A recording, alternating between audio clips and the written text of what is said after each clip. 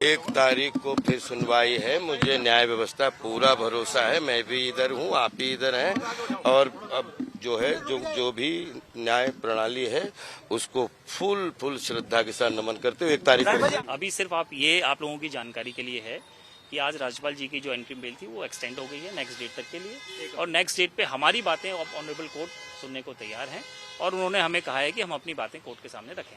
तो हम next date पे 1 अप्रैल हमारी नेक्स्ट डेट दी गई है, हम उसके अंदर अपनी बातें रखेंगे। आज कोर्ट ने राजपाल यादव को कहा, क्योंकि आपने समय समय पे कहा है कि आप पैसा देना चाहते हो तो आप सेटल कर रहे हो या नहीं कर रहे हो, तो राजपाल यादव जी ने कहा कि जी मैं अब सेटल नहीं करना है, मैंने आर्गूमेंट करने हैं अपनी एप्लीकेशन पर। तो उस आर्गूमेंट के लिए 1 तारीख की डेट लगाई है, 1 अप्रैल की। शर्मा जी, उन्होंने खुद अपनी बात रखते हुए कहा कि 8 करोड़ की 3 महीने जेल जा चुके हैं। उन्होंने कहा था कि मैं सिविल कोर्ट में मेरी जो डिग्री हुई थी, कंसेंट डिग्री 10 करोड़ रुपए की, मैं उसके बदले में जेल जा चुका हूं। तो जब मैं ऑलरेडी जेल जा चुका हूं तो मुझे इस केस में सजा नहीं होनी चाहिए।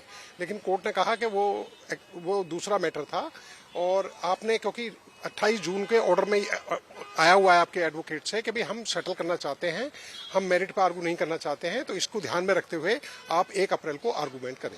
सर, जो वित्तीय लेन देन है, अगर उसके मामले में आरोपी जेल चला जाता है तो क्या मामला फिर भी स्टैंड करता है?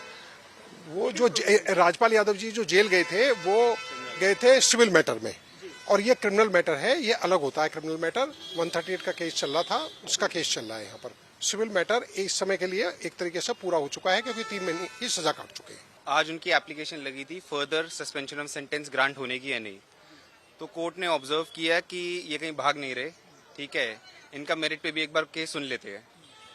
इस पॉइंट पे लंच से पहले मैटर आया था, तो कोर्ट ने बोला कि हम 2:30 बजे सुनेंगे, पर 2:30 बजे opposite council may be they were not prepared to address the arguments, तो कोर्ट ने अब एक और डेट लगा दी है 1 अप्रैल की, कि आप जो उन्होंने ब्रीफ नोट दिया था तो उसमें ना ही पैराग्राफ नंबर्स लिखे थे, ना ही कोई डॉक्यूमेंट का रेफरेंस था, तो कोर्ट ने उनको टाइम दिया है कि आप एक डिटेल नोट बना के लाइए जिसमें पैराग्राफ नंबर्स और जो रेलेवेंट डॉक्यूमेंट है उनको आप रेफर कर रहे हैं उनका जिक्र कीजिए। आपका केस मेरिट्स पे सुनते हैं, लेकिन इस बात को मद्देनजर रखते हुए कि आपका अगस्त 2024 में हाई कोर्ट ने मेरिट्स में केस सुनने से इनकार कर दिया था, उस ऑर्डर को आपने सुप्रीम कोर्ट में चैलेंज कर दिया है, और सुप्रीम कोर्ट में आपकी एसएलपी भी डिसमिस हो चुकी है।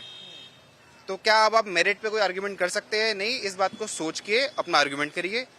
दूसरा, कोर्ट ने उनको ये भी मौका दिया है कि आपने कंसेंट टर्म्स के रिगार्डिंग 10 करोड़ रुपए देने का वादा किया था, जिसमें से क्या अगर आप बचा हुआ पैसा देने को रेडी है तो वो दे दीजिए, तो भी केस खत्म हो सकता है।